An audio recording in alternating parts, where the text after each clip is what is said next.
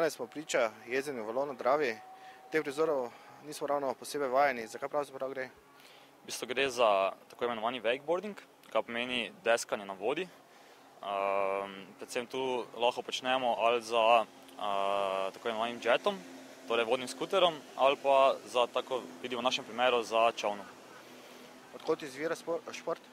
Šport izvira iz Amerike. V bistvu oni so si to prvi izmislili.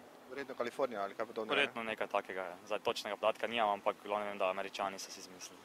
In koliko je teh entuzijastov tukaj na Štajerskem, ki se ukvarjate s tem športom? Na Štajerskem je vedno več entuzijastov, predvsem tudi se je letos odprla takoj čez mejo nova žičnica, ki je privabila tudi ogromno Slovencev. Se mi zdi, ali gre za dokaj izredno podobno z smučanjem na vodi? Bolje je tudi podobno za smučanje na vodi, ampak bolje podobno deskanju na snegu.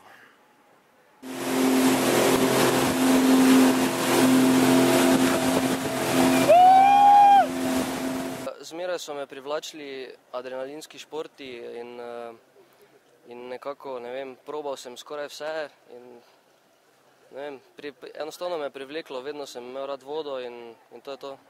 Ste se prej ukvarjali s kakšnim drugim surfingom? Ne, prej se nisem ukvarjal z športom na vodi, ampak z motocrossom, tako da zdaj pač to, moramo malo menjati. In kako poteka trening? Treningi potekajo čisto sproščeno, v bistvu sploh ne jemljemo kot treninge, ampak kot zajebancijo, hec, zabavamo se, to je to.